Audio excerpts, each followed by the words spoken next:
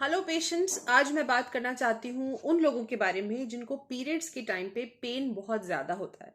ये दो तरह के पेशेंट्स होते हैं। एक तो बहुत यंग पेशेंट्स जिनको अर्ली ऑन जब पीरियड्स जस्ट स्टार्ट हुए हैं, जैसे कि 14 years, 15 years, 16 years, even till 20 years, जब तक सर्वाइकल डायलिटेशन नहीं बन पाता है तब तक बहुत ज़्यादा पेन होता है। कुछ पेशेंट्स हैं जिनको थोड़ा सा स्पेस्ड आउट पीरियड्स आते हैं, मतलब मे बी 45 डेज में पीरियड आता है या 60 डेज में पीरियड आता है, जिसके अंदर ईस्ट्रोजनाइजेशन बहुत ज़्यादा होता है, क्लॉट्स पास होते हैं ड्यूरिंग दैट टाइम। जब हल्का सा सर्वाइकल डायलिटेशन होता है, ना वेरी स्टिनोज टाइटली बाउंड ऑस, तब पेन बहुत ज़्यादा होता है। हम लोग इस चीज़ को कंजेस्टिव डिस्मेनोरिया के साथ साथ इसको एक तरह से ऑब्लिटरेटिव डिस्मेनोरिया भी कह सकते हैं, क्योंकि जो सर्विक्स है वो बहुत ही टाइटली बाउंड है and it's taking a while for it to dilate, plus the clots are passing heavy estrogenization की वजह से हेवी ग्रोथ हो चुकी है एंडोमेट्रियम की। अनअपोज्ड ईस्ट्रोजन होता है because they are mostly the estrogen cycles, non ovulatory cycles. ऐसे पेशेंट्स को पेन ज्यादा हो सकता है because of kind of stenosed os or a tightly bound os. That's a separate mechanism. और ऐसे पेशेंट्स को ओवर द काउंटर एनसेड्स या पेन किलर्स, हम लोग जिसे बोलते हैं लेमन्स टर्मिनोलॉजी, उसको दे के पेशेंट को हम लोग कंफर्टेबल कर सकते हैं।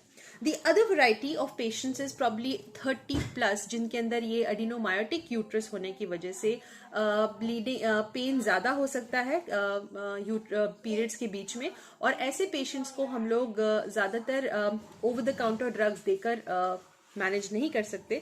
और ऐसे पेशेंट्स को एक डिजीज एडिनोमायोसिस का जब हमको पता चलता है तो उस डिजीज का एक स्पेसिफिक ट्रीटमेंट होता है, जो मैं अपने अगले वीडियो के माध्यम से आप लोग को बताऊंगी।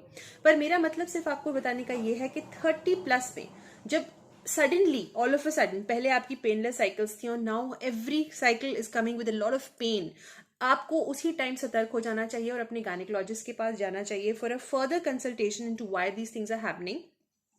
20 साल की उम्र और उसके पहले की जो लड़कियां हैं, यानी कि 20 साल की उम्र और उससे कम की जो लड़कियां हैं, वो फिजियोलॉजिकल कॉज हो सकता है और with time it will only improve. But जो वैसी फीमेल्स है जिसमें पहले साइकिल डिस्मेनोरिक नहीं थी, जिसमें पेन नहीं होता था, लेकिन suddenly now the pain has started, a lot of pain is coming, and every time till the time the cycle is going on, pain बहुत ज्यादा, and then when the cycle goes उसके भी बाद तक पेन रहता है, and then it slowly kind of decreases. ऐसे patient को एडिनोमायोसिस करके एक बीमारी हो सकती है, जिसके लिए आप जितना जल्दी हो सके अपने नजदीकी गायनेकोलॉजिस्ट से संपर्क करें और उसके बारे में राय लें और अप्रोप्रिएट मेडिसिन आप लोग स्टार्ट करें, क्योंकि ये एक फिजियोलॉजिकल कॉज मोस्ट प्रोबेबली नहीं रहता है। I am not saying it has to be adenomyosis all the time. It could be any other factor as well, but has to be some pathological reason in those women जिनमें पहले pen नहीं होता था। ये videos मैं आप लोगों के लिए बना रही हूँ to make you understand when you need to be alarmed and when can it be a physiological cause, when can you rest over the situation. So please keep watching my videos, please subscribe to my channel and also press the bell icon. Only then will you be able to know the latest videos that I keep uploading. So thank you so much and stay updated.